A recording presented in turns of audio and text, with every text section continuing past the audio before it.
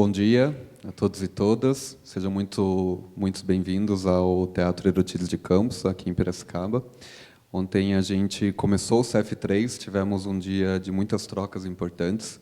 A gente falou sobre acessibilidade no cinema, falamos sobre vários assuntos importantes, sobre a aceleração durante o audiovisual, com muitos nomes importantes, e hoje a gente está abrindo o segundo dia de CF3, com o painel Cidades do Futuro, Descentralizar para Avançar. Tá?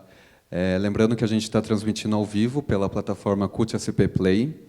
Então, se tiver amigo aí que não pôde estar presente no evento, manda o link para ele, do YouTube, CUT-SP Play, e que lá está tendo todo o acesso. Então, para abrir o nosso painel, gostaria de chamar o Maurício Scarpari, a Mônica Gropello e o Fabiano Pereira. Recebam eles com muito aplauso.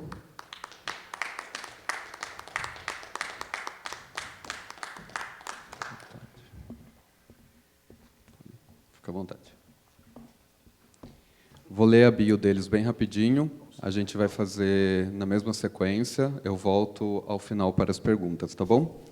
Então, Mônica Gropello, graduada em Comunicação Social pela PUC Campinas, com especialização em Comunicação Pública, Marketing Político e Propaganda Eleitoral pela ECA USP e formação pela Escola de Inovadores do Centro Paula Souza. Iniciou sua trajetória em Jundiaí como revisora, repórter, editora e radialista. Em 2017, idealizou e implantou a TVTEC Jundiaí, transformando a antiga TV Educativa Municipal na primeira escola pública de mídias do Brasil, com foco em audiovisual, capacitação e utilidade pública.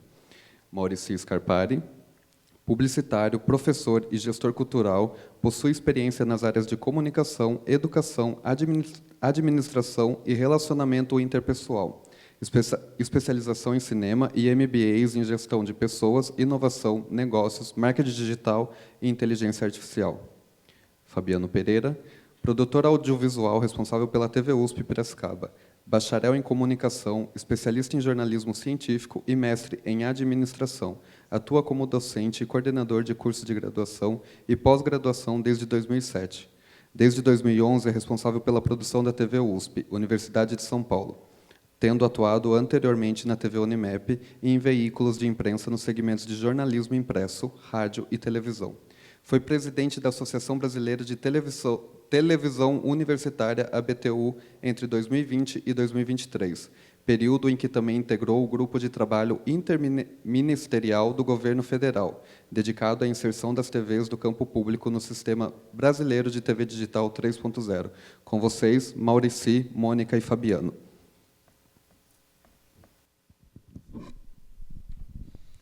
Bom dia a todos e a todas, muito bem-vindos a vocês que estão na plateia, a vocês que estão nos assistindo pela plataforma e quem vai nos ver depois gravados, né, posteriormente. É uma honra estar nesse painel aqui do CF3 e principalmente acompanhado, e muito bem acompanhado por essa profissional e pessoa incrível que é a Mônica. A gente só se encontra aqui no CF3, o ano passado também foi assim, né? E é uma pessoa extraordinária para trocar figurinhas, ideias, né? É incrível isso. E o Fabiano, esse amigo de longa data, já trabalhamos juntos também, né, Fabiano? E eu acho que esse painel vai dar caldo, porque temos muito a dialogar, a discutir e principalmente a provocar. Esse é o nosso trabalho aqui também. Provocar possibilidades para um presente e um futuro e tentando entender também esse passado, né? E daí esse nosso painel, ele fala exatamente disso, né? Cidades do futuro, descentralizar para avançar.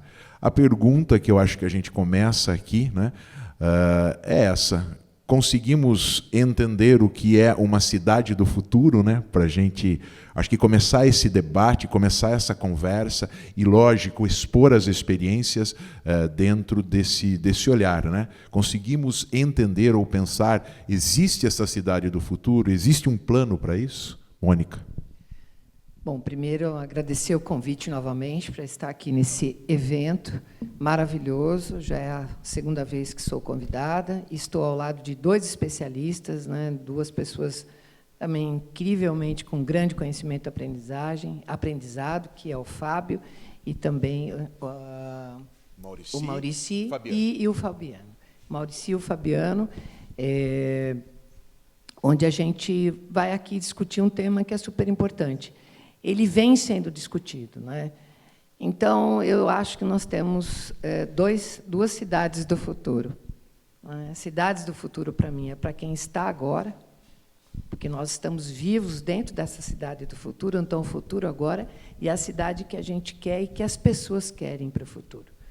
Então, é importante que a gente discuta isso, dentro do audiovisual, principalmente, e vocês têm aqui no interior essa provocação maravilhosa. Piracicaba se torna uma referência, um ponto de encontro do interior.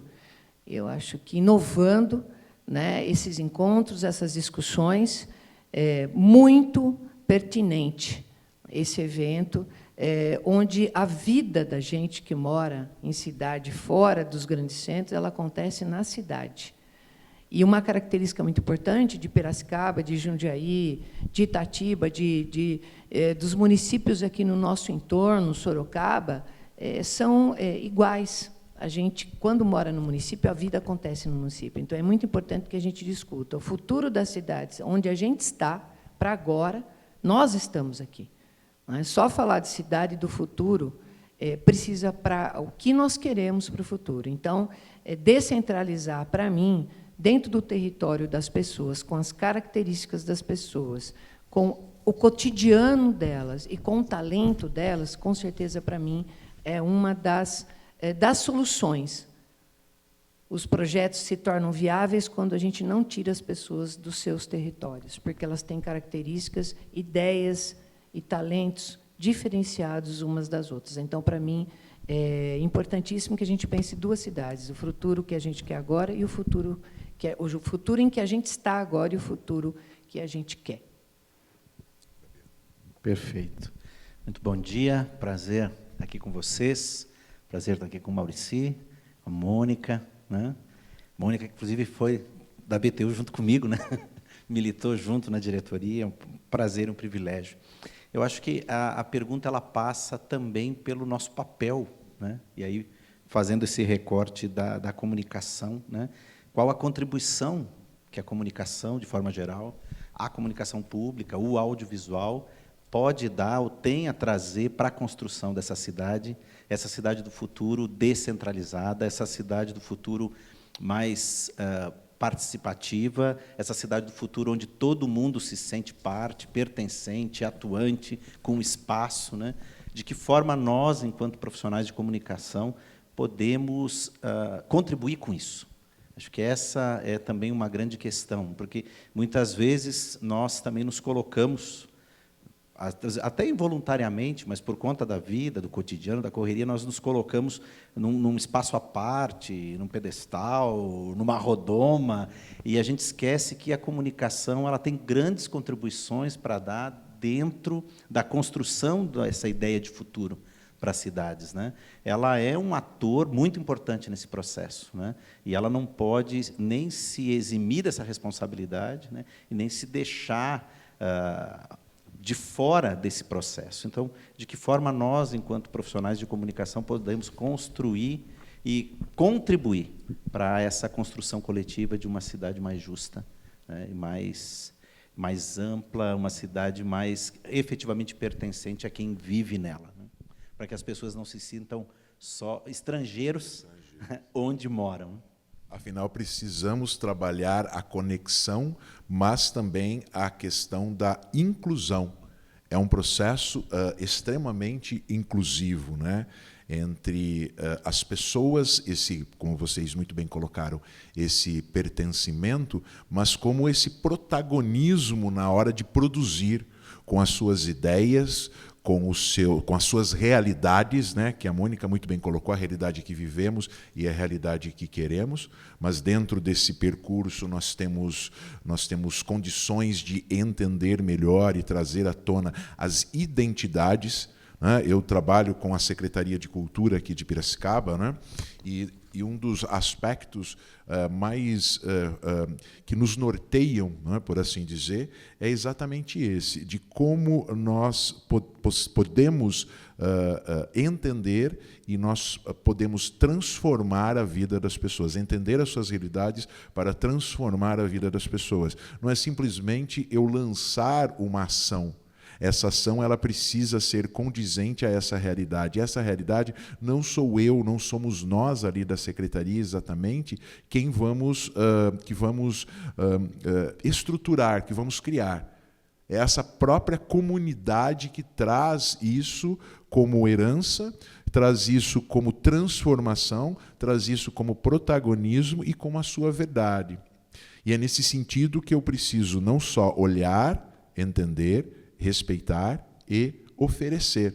Essa parceria ela é transformadora a partir do momento que eu me conecto, porque aí eu entro, né, nas cidades do futuro, a gente entende também a questão do papel das políticas públicas dentro do futuro urbano, dentro desse lugar ao qual nós pertencemos aqui. Então, é importante a gente saber disso. Agora, tem um dado que é importante aqui, e já vou devolver a bola para vocês, mas também eu acho que é importante. No final de 2022, a Anatel ela levantou que 3.400 escolas no país, ou seja, 2,5% do total dessas escolas, não tinham acesso sequer à rede de energia, né?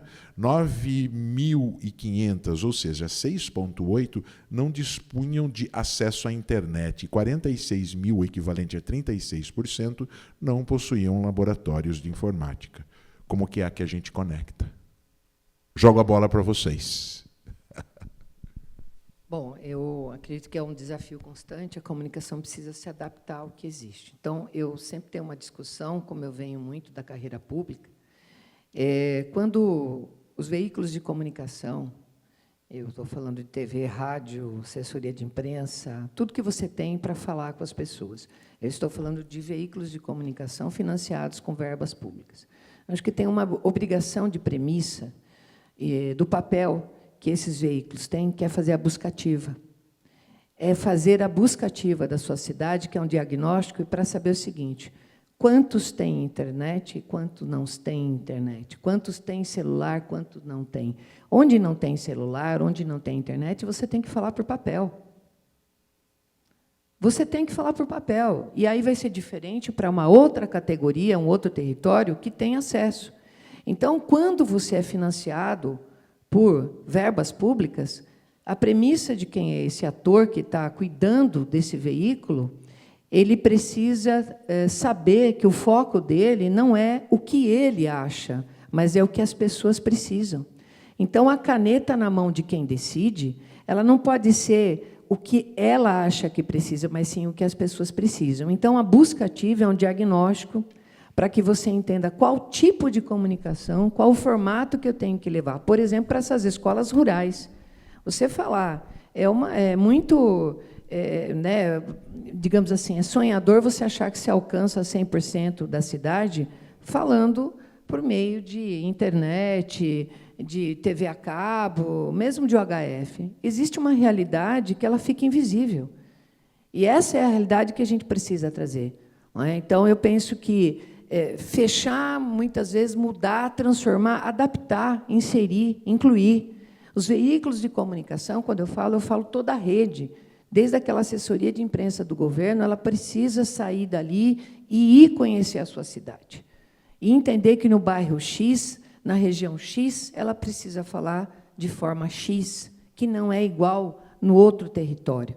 Então, eu acho que tem que ter uma teoria da mudança, né? Quebrar com paradigmas, com padrões, com resistências, e pensar que a verba pública para veículos de comunicação pura e simplesmente deve ser focada na prestação de serviço e utilidade pública. Primeiro isso.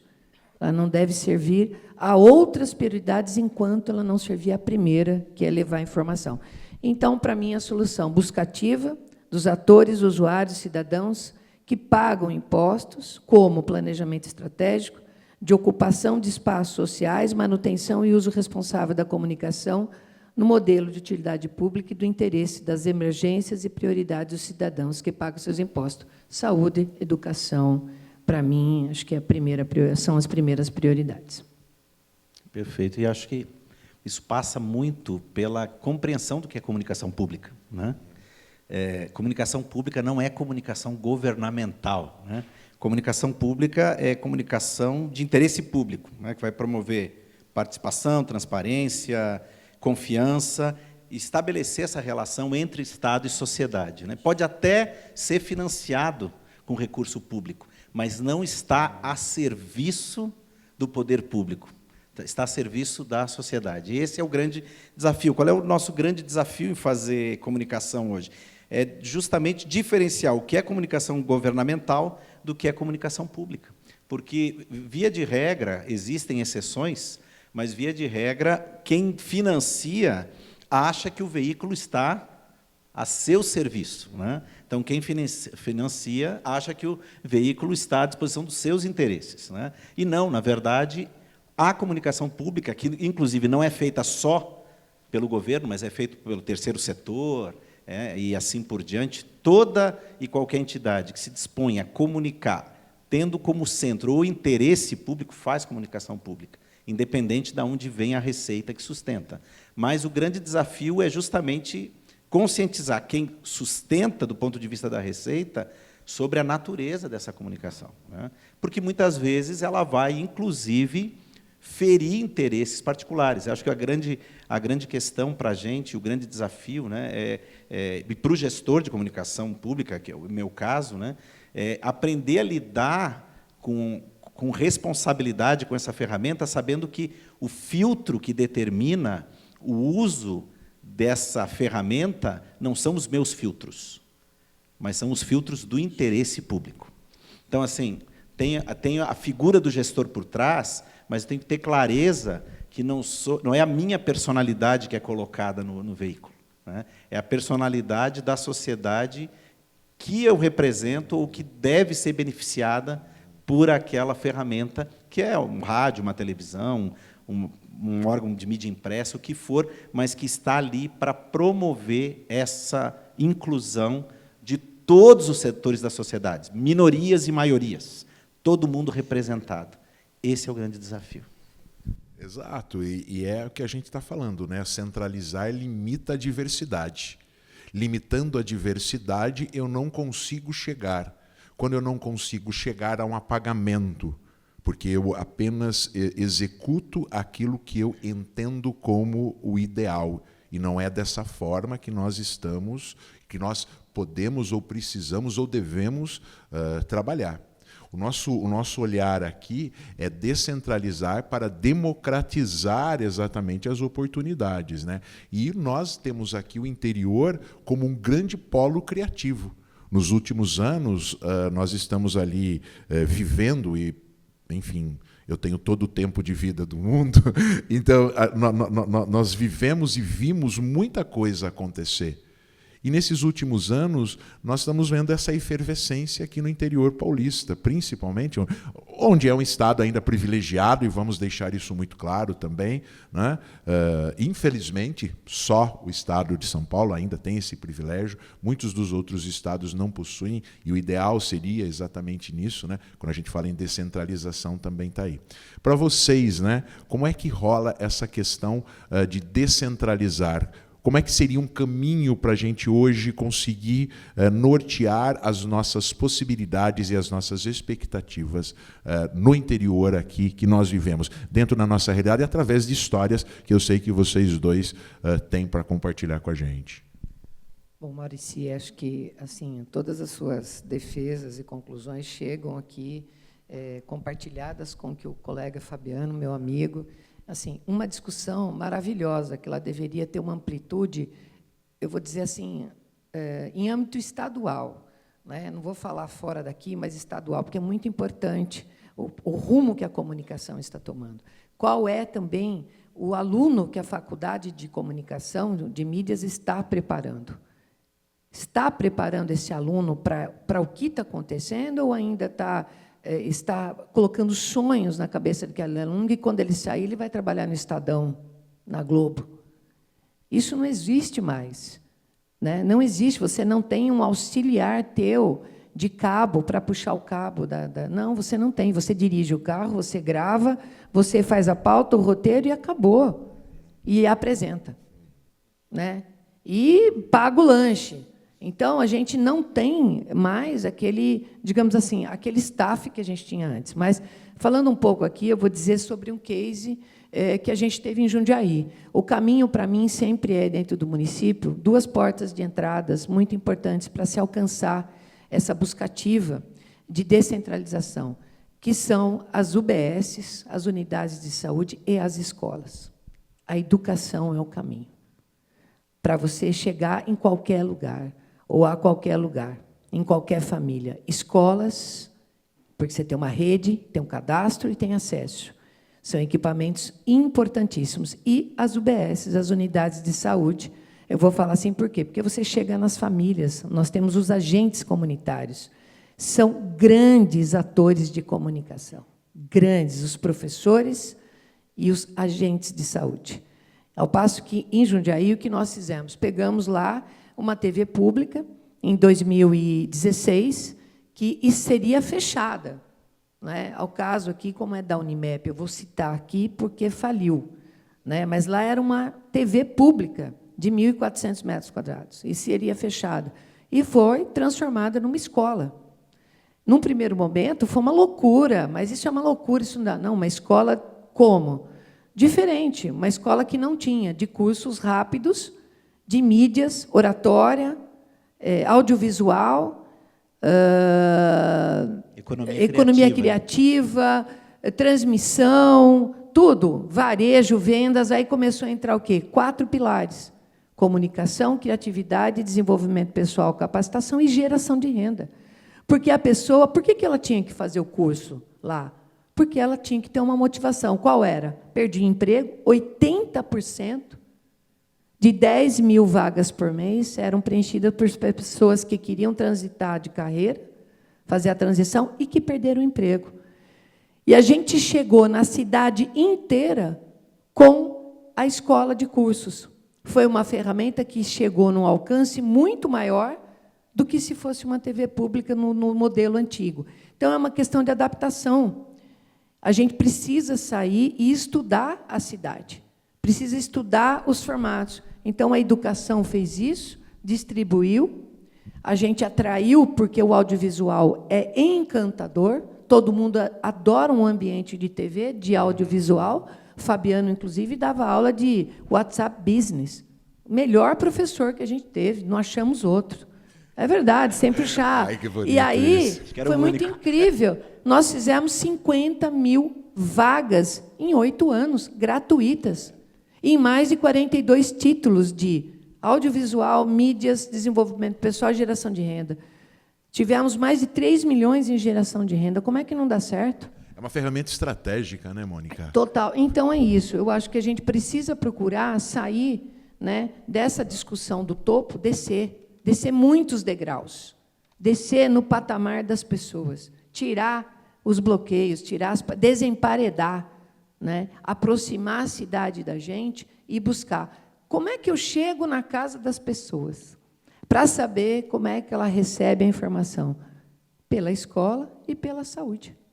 As 2 melhores que estão à nossa disposição. Agora, nós precisamos ter um planejamento estratégico. Nada sem planejamento, meta e constância, a gente consegue chegar. Então, mais ou menos isso.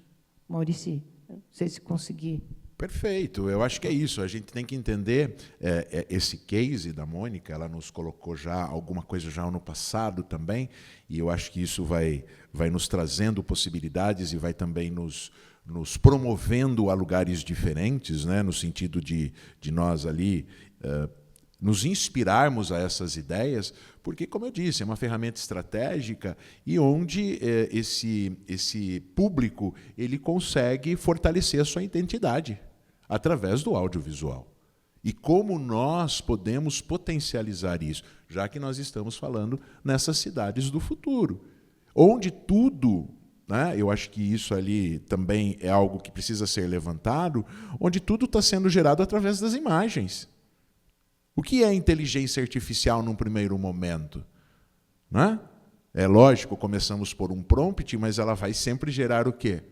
Uma imagem. É onde nos encanta, né? Onde o nosso olhar é dirigido, conduzido. Ok, então como é que nós podemos trazer isso para o nosso lado e transformarmos isso numa possibilidade mais real? Né? Agora, será que todos têm essa conexão, têm esse entendimento sobre o que está acontecendo? Né? É isso, Fabiano. Como é que você coloca? Já que falou, né? A Mônica falou no melhor professor, né? E isso a gente gosta de ouvir. Fabiano, um craque. Como é que você vê isso dentro do universo tecnológico? Porque a gente está falando em tecnologia, principalmente. Na nossa época, precisávamos de uma câmera de VHS, há muito tempo atrás, emprestada. Uma TIC, mas você estava num outro patamar, eu já estava ainda no doméstico. Para a gente fazer um vídeo. E isso era terrivelmente difícil.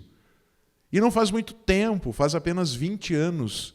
O Robert aqui é o nosso responsável pelo MISP, grande alma do nosso Museu da Imagem e do Som de Piracicaba. Está aqui expondo, né, Robert, aqui no nosso Galpão 8, todo uma, como que eu posso dizer, né, todo um acervo, isso, um acervo que é recente e que está velho. E hoje você pega seu celular e você faz sua longa-metragem. Olha que coisa insana se a gente for pensar bem, né? E nós que estamos aqui nesse painel, nós vivemos isso intensamente. A gente viu, nós vimos, né, nós presenciamos todas essas transformações. Fabiano, como é que você vê isso, né? Esse acesso, a gente falou do acesso à tecnologia, mas as ferramentas tecnológicas, como é que se encara isso? Como é que na tua aula isso é posicionado? Perfeito. Sobre o MISP, né? Eu acho que uma das coisas que mais me assusta é saber que eu usei tudo aquilo. Sim, eu sei. Chegar ali e saber também. que eu usei no dia a dia tudo aquilo, porque isso aí é um atestado de experiência, né? Para não usar outra palavra. Nós contamos histórias, não é verdade? Nós três temos histórias a contar. Mas algo que é fundamental, para além da questão da tecnologia, que é importante e que se tornou acessível, eu acho que isso é um fato inconteste, né?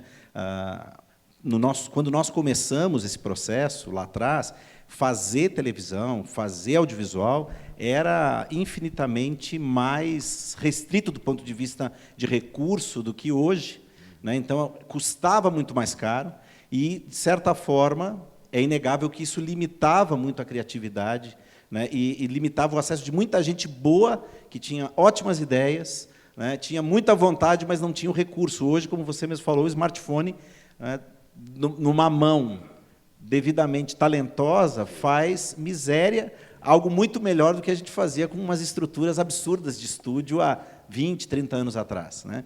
Mas eu acho que o cerne, para além da tecnologia hoje, é parceria. Eu acho que quando a gente fala em descentralizar, democratizar, socializar, conhecimento, acesso, produção, hoje, no interior, principalmente, a gente não consegue desassociar isso da palavra parceria, né? Trabalho numa TV que, apesar de ser da maior universidade da América Latina, ou considerada nos rankings a maior universidade da América Latina, é uma televisão que tem 3 funcionários. O pessoal vem aqui, a Mônica já veio visitar, o pessoal vem da expectativa, vamos conhecer a TV da USP, da Universidade de São Paulo, né? Aí vai na da Unesp ali em Bauru antes, tem 70 profissionais. Então ali o cara leva 3 horas para conhecer, a TV USP em 3 minutos o cara conhece, ainda com um café, né? Mas como é que consegue produzir com 3 pessoas? Porque são 3 funcionários, mas são dezenas de parceiros, né? Então, assim, TV Câmara, a BTU, TAL, a TEI, Astral, né, e diversas outras iniciativas de comunicação pública que, enfrentando a mesma situação, resolveram, gente, a gente só consegue avançar se a gente se juntar. São 3 aqui, 3 ali, 4 lá, 7 no outro e assim por diante.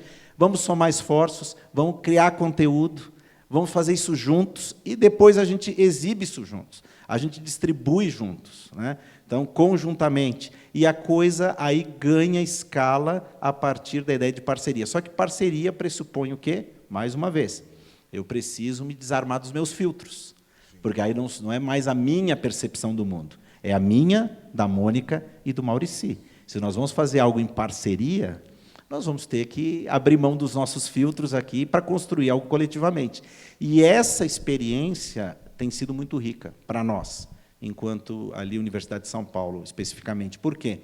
Porque, graças a esse desejo e essa predisposição em aprender com o outro, que a gente tem conseguido produzir, por exemplo, 12 programas, que TV com 3 profissionais produz 12 programas. Né?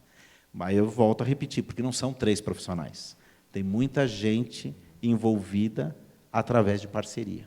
Seja exibindo, seja contribuindo com produção de parte do conteúdo, seja emprestando equipamento, seja o que for, mas é um trabalho coletivo. Então, para que a gente possa, efetivamente, fazer uma comunicação pública extremamente representativa e inclusiva, na atual circunstância e dentro daquilo que é a realidade da comunicação pública no Brasil, a gente precisa de parceria. A gente precisa, efetivamente, dar as mãos, né, para além da beleza poética, né, dizer, vamos dar as mãos. Não, é no dia a dia mesmo, é ligar, telefonar. Né? A gente faz muito isso com a TV Cultura, por exemplo. Eles ligam. TV Cultura, gente, é um patrimônio da comunicação pública do Brasil, extremamente admirado no Brasil e fora. Tem uma estrutura cada vez mais enxuta, cada vez mais sucateada. Como é que sobrevive? Eles ligam aqui, Fabiano, vai acontecer Salão de Humor em Piracicaba. Tem condições de fazer alguma coisa para o Jornal da Cultura? A gente vai e faz. Com o Cubo da Cultura, sem problema. Ah, não, só vou fazer se tiver com o Cubo da TV USP. Não, faço com o Cubo da Cultura. É comunicação pública, e o importante é que o público saiba que, em Piracicaba, o Salão Internacional de Humor continua em pé, vivo e vibrante. Se eu estou segurando o microfone com o Cubo da TV USP ou da TV Cultura, não importa. Isso é parceria. Exato. Acho que você tem um vídeo que você trouxe para a gente, Fabiano? Tem. Vamos passar? Podemos passar. Vamos passar para a gente aproveitar esse gancho do Fabiano aí. Está no ponto? Olha lá.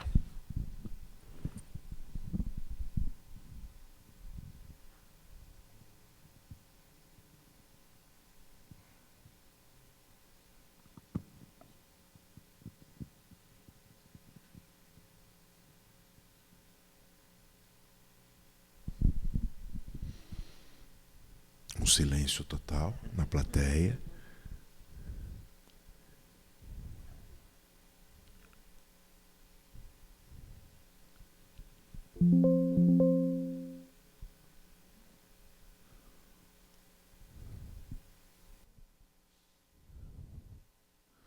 Nós estamos sem o som. Enquanto o pessoal resolve, vamos continuar essa discussão, porque a gente está falando de espaços de escuta e decisões, né?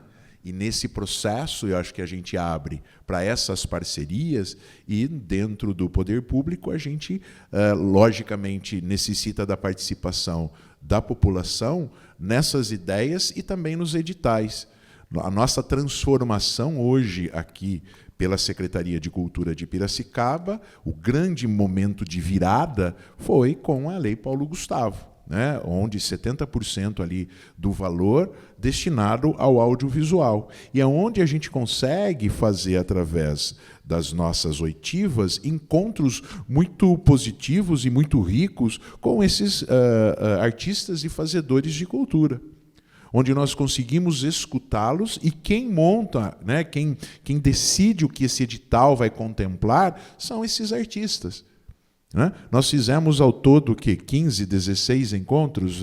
A Daiane está aqui, do nosso administrativo, uma pessoa fundamental na secretaria, grande profissional. 15 encontros, Dai? 15 encontros nós fizemos para delinearmos como nós desenharíamos esses editais, que não são da secretaria, são para os artistas e fazedores de cultura.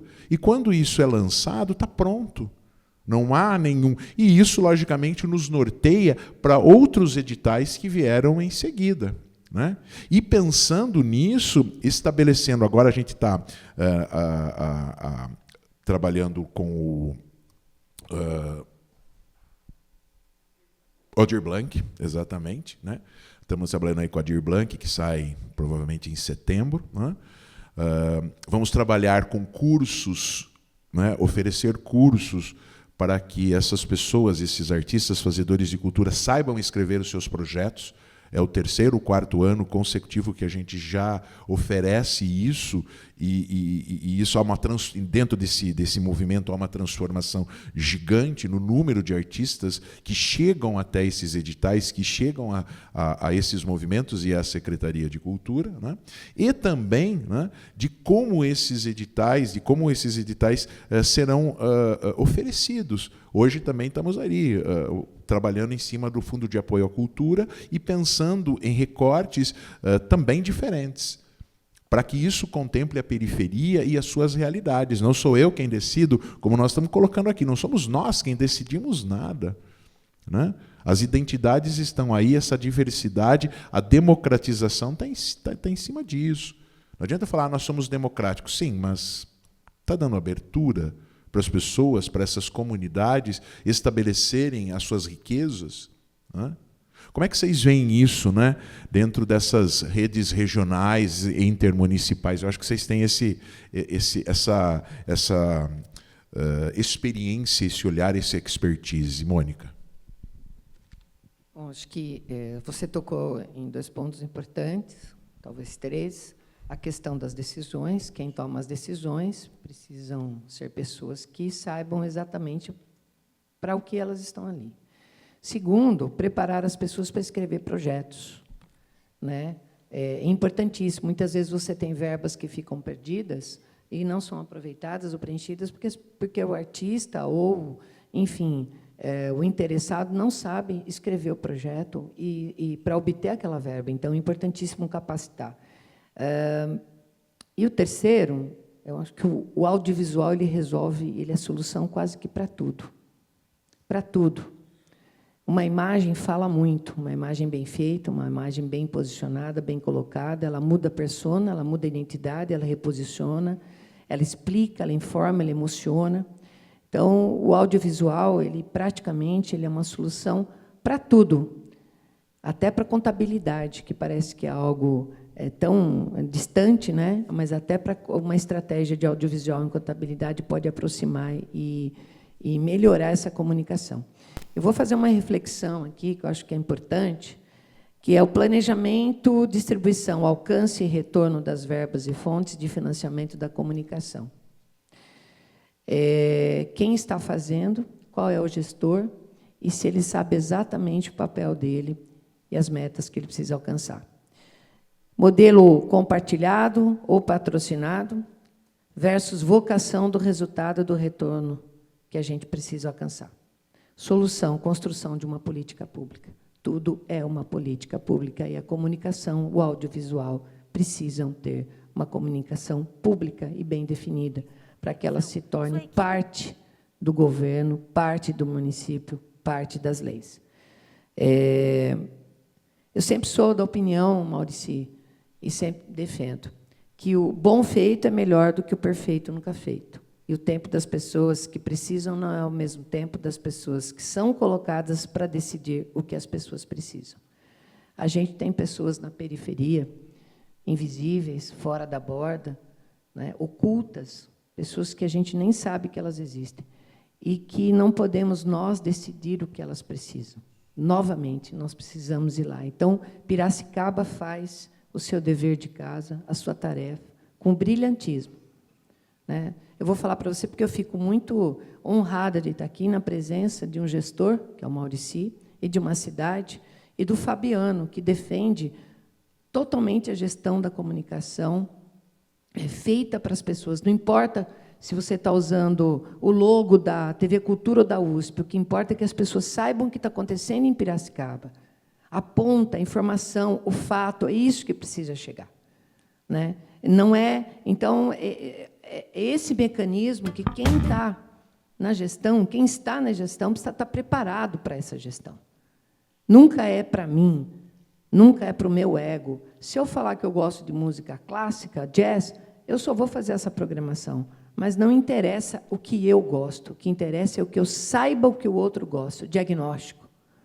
Diagnóstico na mão da cidade, busca ativa da cidade, mapeamento, né, e pessoas bem preparadas para distribuir e fazer toda a gestão dessa verba pública, dessa distribuição.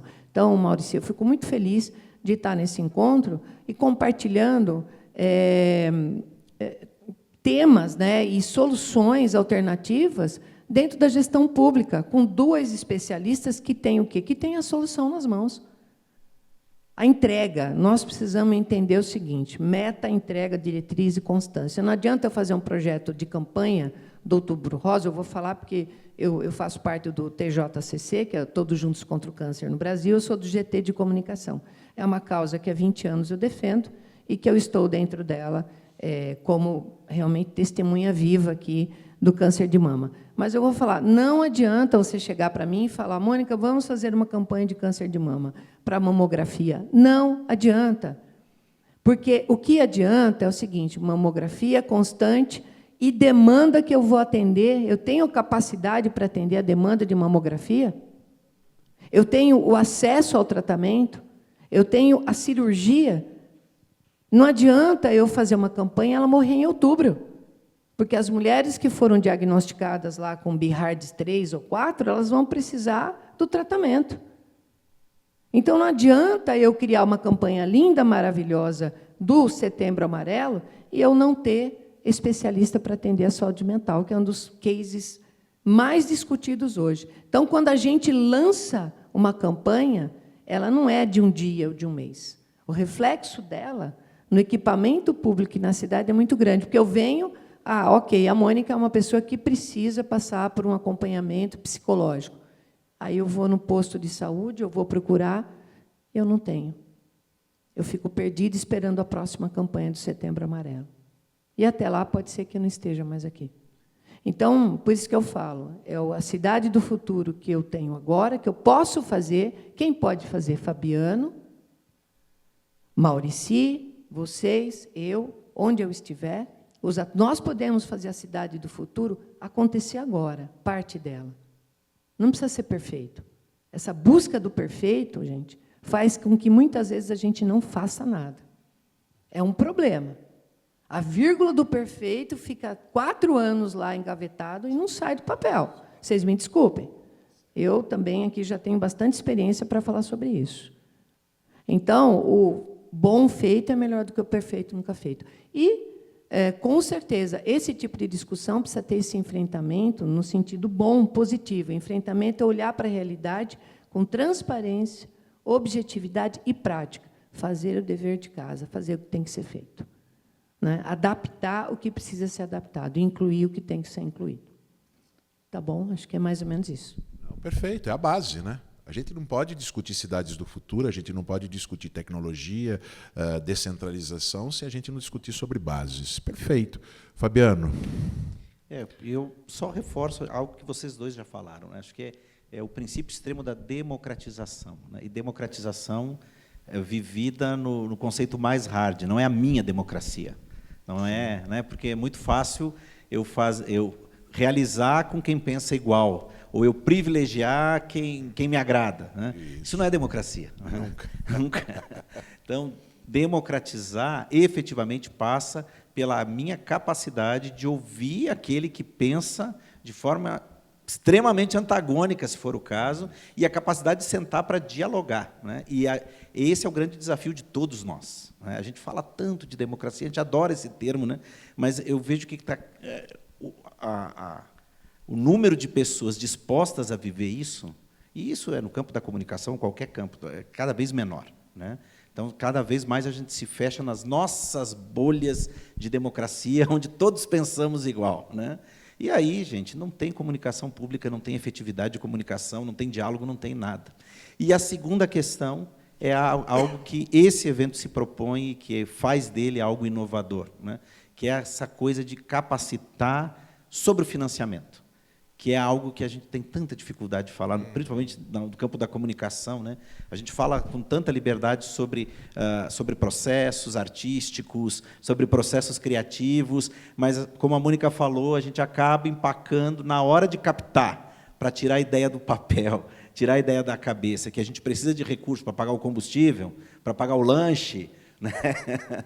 Para pagar, às vezes, a locação do equipamento, a gente tem uma dificuldade enorme, e a gente precisa falar disso, né? Porque se isso é um meio para que a gente consiga realizar nossa missão, né? Nosso intento de comunicar de forma democrática, ampla, aberta, efetiva, a gente precisa se capacitar para captar recursos. Muito bem, é isso mesmo. Fazendo uma ponte, o vídeo está no ponto aqui agora. Vamos lá? Criada em 2010 como parte da rede USP de rádio e televisão, a TV USP Piracicaba passa, já no seu nascimento, a integrar o canal universitário local, exibindo produções próprias e conteúdo compartilhado por outras televisões da rede. Até que, em 2013, sua estrutura é transferida para a Divisão de Comunicação da Escola Superior de Agricultura Luiz de Queiroz, unidade da USP em Piracicaba. A partir de então, além das produções para a televisão, sua equipe passa a produzir também conteúdo institucional, como boletins informativos, vídeos institucionais para a unidade e seus cursos, videoaulas e a transmissão ao vivo de eventos institucionais. Hoje, a TV USP Piracicaba produz regularmente 12 títulos, entre boletins informativos, interprogramas, uma revista eletrônica, programas de entrevista e documentários, sendo que parte desse conteúdo é compartilhado com outras emissoras de televisão nacionais e internacionais parceiras, que levam o conteúdo produzido aqui para diversos outros cantos do país e do mundo. Presente no sistema local da TV a cabo, na programação de TVs abertas parceiras e nas principais plataformas de redes sociais e serviços de streaming, agora a TV USP se prepara para mais um passo muito importante: o ingresso na Rede Nacional de Comunicação Pública, a RNCP, a partir de parceria assinada com a Empresa Brasil de Comunicação, a EBC, para inaugurar em Piracicaba um canal aberto digital próprio que leve seu conteúdo educativo, informativo e cultural para toda a região. Essa é a TV USP Piracicaba, ligada à Divisão de Comunicação da ESALC, USP. 15 anos no ar, aproximando a comunidade acadêmica da sociedade.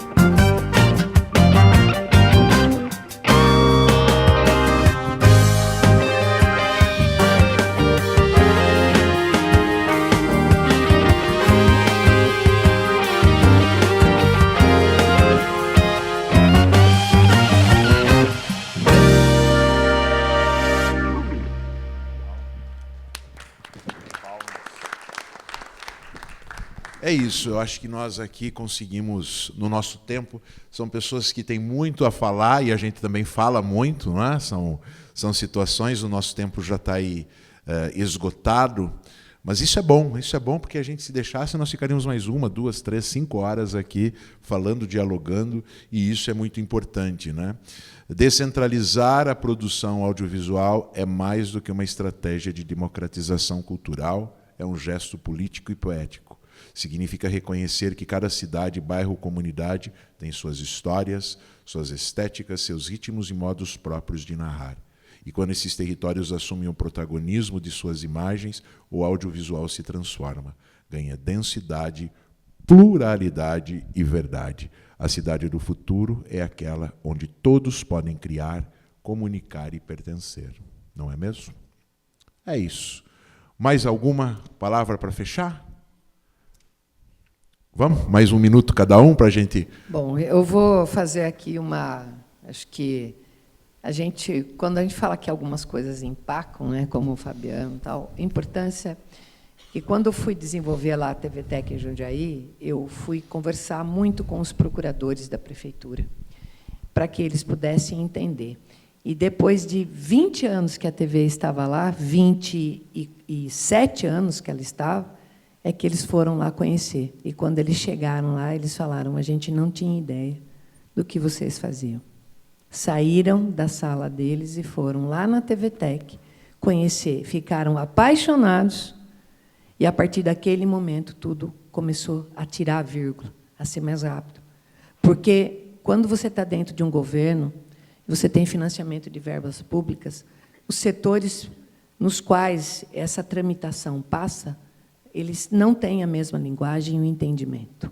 Então, é onde começa a dificultar. Então, é importante que esse evento seja também, Maurici, capacitador para esses agentes públicos que recebem a demanda para poder fazer as autorizações. Acho que é super importante. Eu sou uma pessoa apaixonada por comunicação pública, porque ela, de fato, bem feita, ela transforma a vida das pessoas e de uma cidade. É isso.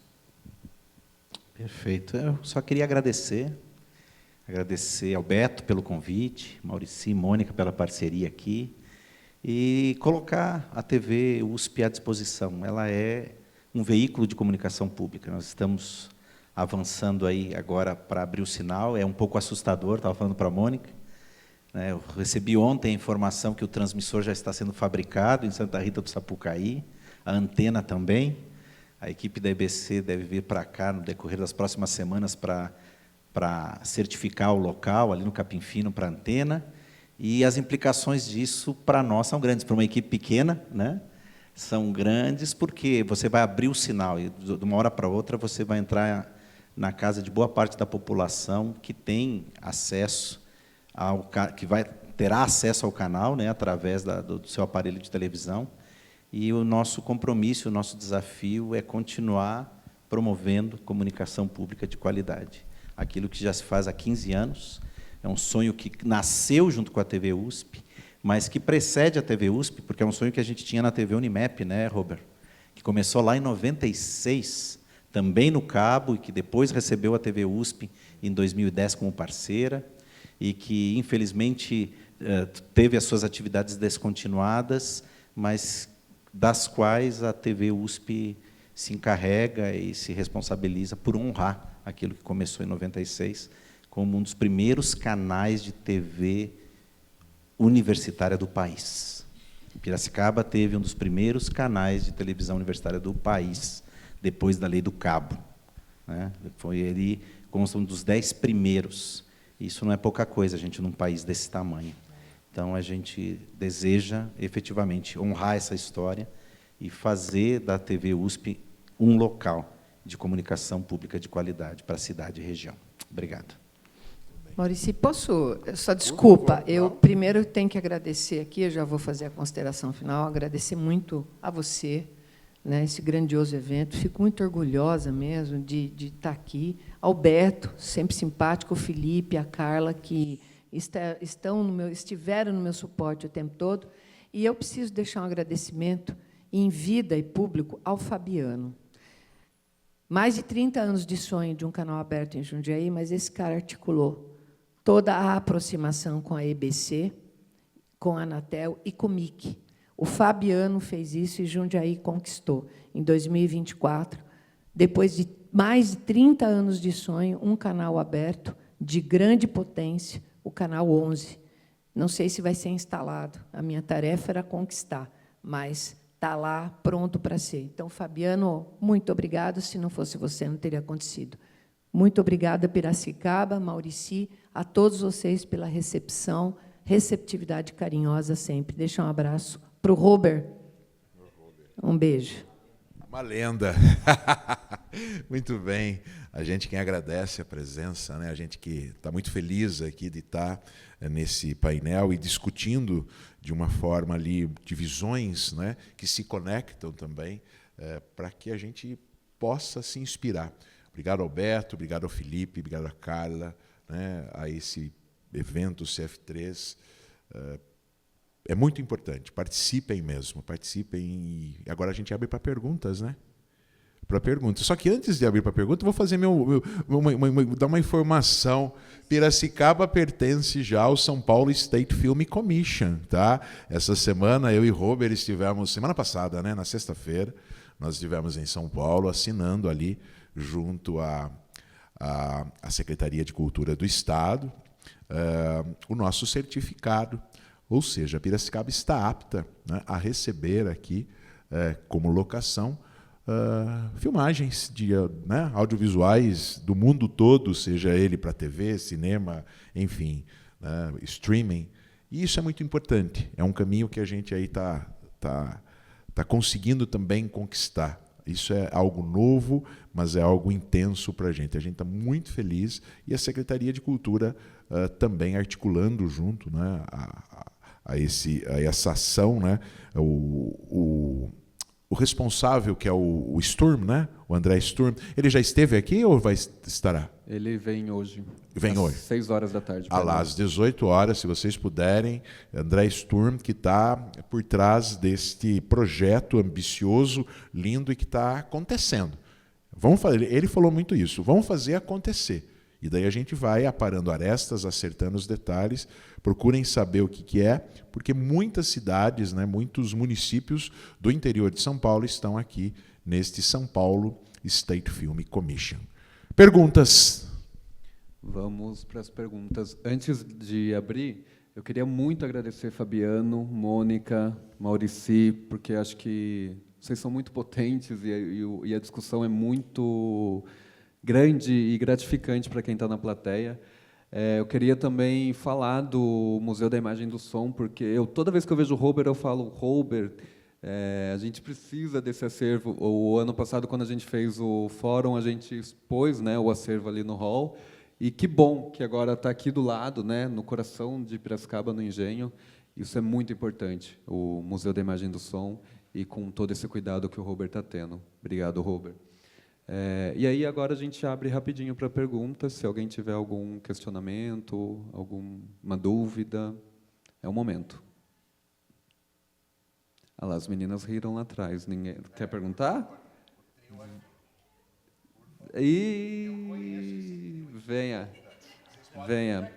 Venha. Vai, agora já riu, pode vir. Tá vindo aqui, ó. Fala pra gente o nome e a cidade, por favor, tá bom?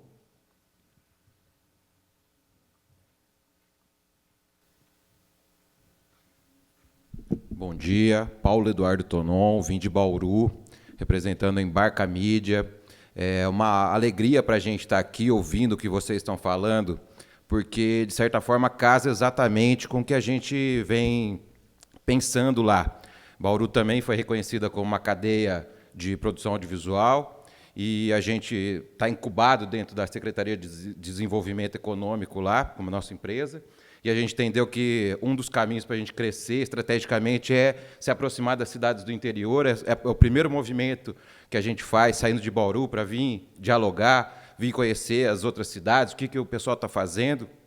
E, de certa forma, o case que eu vou compartilhar com vocês aqui surgiu em 2018, a partir de um edital de financiamento de cultura. A gente produziu uma ficção contando, de forma bem resumida, a história da fundação da cidade de Bauru, que é um caso curioso.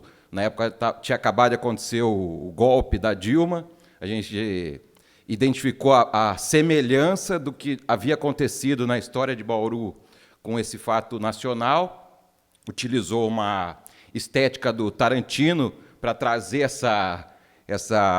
esse audiovisual para ele ser de fácil acesso, e a gente conseguiu, ao longo desse tempo, aí de 2018 para cá, chegar nas escolas, esse curta-metragem ser utilizado como material didático pelos professores, com bastante parceria. Então, o que vocês falaram hoje aqui é basicamente o caminho que a gente está percorrendo. A gente fica muito feliz de ouvir que, de certa forma, o que a gente fez instintivamente, vocês trouxeram a base teórica por trás do que a gente estava fazendo. A gente está no mesmo caminho. Então, fico feliz de estar aqui, de ouvir vocês, e vamos estar aí o dia todo aí, aprendendo também e compartilhando. Muito obrigado aí pelo espaço. Eu acho importante quando ele compartilha, né, gentilmente, essa história. Eu acho importante que essas relações elas continuem. Porque muitas vezes, e desculpem, né, tá tocando dessa forma, mas muitas vezes nós dizemos, vamos compartilhar, mas acabamos que muitas vezes não, né? E eu acho importante, nós estamos aqui abertos, e eu entendo que vocês também estão abertos, né? Nós temos 2 grandes profissionais abertos, que a gente possa realmente sentar mais vezes, tomar um café, né? E falar a respeito, dialogar a respeito, né? Divagar a respeito. Isso é muito importante, porque só assim a gente vai criar novos projetos, novas ideias, novas parcerias, que eu tenho certeza que é o formato que os 2 aqui trouxeram seus parceiros para os seus espaços, para esses diálogos, tá? Mas agradeço demais, obrigado, viu? Obrigado a vocês, obrigado mesmo. Mais alguma pergunta? Pode vir. Nome e cidade, por favor, tá bom?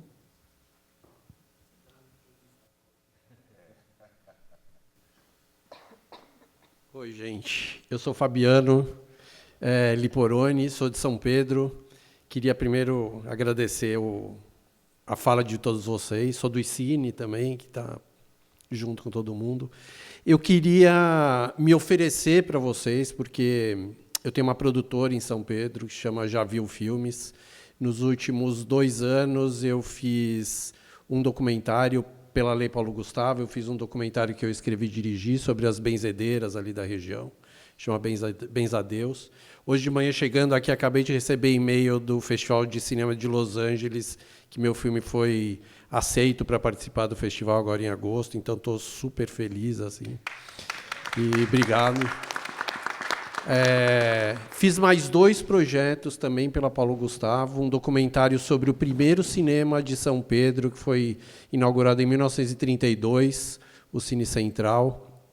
É um documentário online que vai estrear no YouTube agora em agosto. Fiz um outro projeto que é um outro documentário online, esse do cinema eu escrevi e dirigi.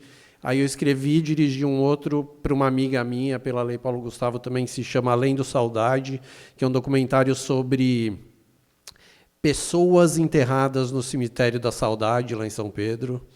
Estou falando de mim para me oferecer, assim, estou me oferecendo para a TV USP, para a Secretaria, para você em Jundiaí. Sou roteirista de um documentário aqui de Piracicaba, feito pela Lei Paulo Gustavo, que se chama Corda de Barro, do Ricardo Santana, que ele é fotógrafo dos meus filmes, tal. E eu estou aqui, vou fazer um pitching hoje às 14h sobre meu novo filme. É um longa de terror gay, de vingança.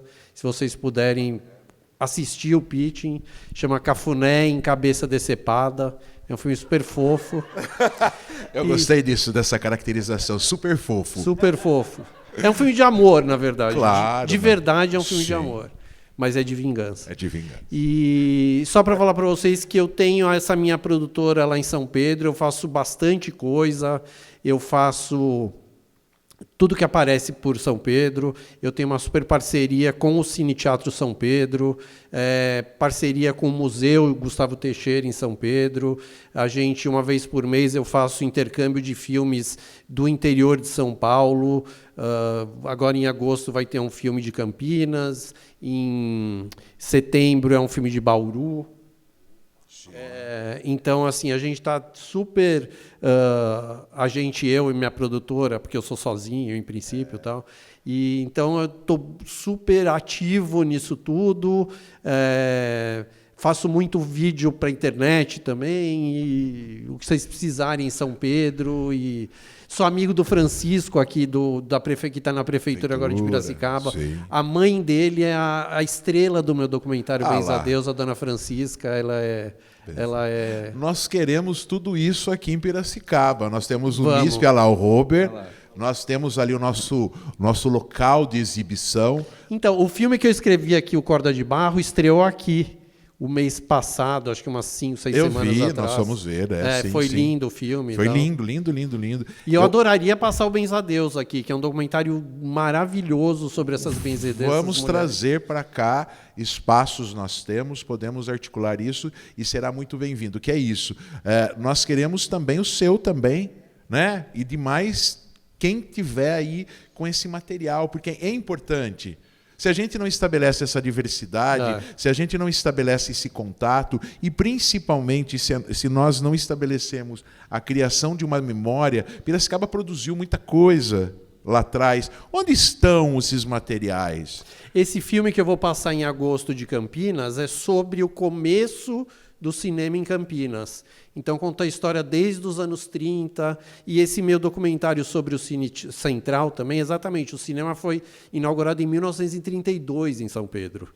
O lugar do cinema, o prédio ainda existe, hoje é uma loja de R$ 1,99, mas o prédio tem a arquitetura do cinema, porque é do mesmo dono, o projetor ainda está lá no prédio, sabe? A coisa mais linda, assim. Então, maravilha. Queremos. Obrigado a você. Uma salva de palmas para o Fabiano. Gente, é isso, tá? Terminando aqui, nós vamos conversar, o Robert também, né? Para a gente articular, né? E trazer para cá mesmo, porque nós temos público interesse nisso tudo, que é maravilhoso, né? É isso, um momento de networking, né? Robert tá aí, Museu da Imagem do Som. É isso. Levanta a mão, Robert, para todo mundo saber quem você é. Exibição, tudo que precisar do Museu da Imagem do Som, ele é o cara. Bom, agora a gente vai encerrando, né? Eu vou falar bem rapidamente a programação de hoje. A gente terminou agora o painel Cidades do Futuro, Descentralizar para Avançar. A gente vem agora às 11 horas com Novos Caminhos de Fomento, com a Thaís Scábio, que já está ali. Dá um oi, Thaís. Muito obrigado por ter vindo. Com a Patrícia Pau, que também está aqui já. A gente tem um tempo de almoço, da meio-dia a 1h, e a gente volta a 1h com... Só um minuto. Distribuir é resistir, caminhos para um audiovisual descolonizado. Às 2h a gente tem cultura, audiovisual e negócios. Às 3h a gente tem soluções criativas para desafios jurídicos.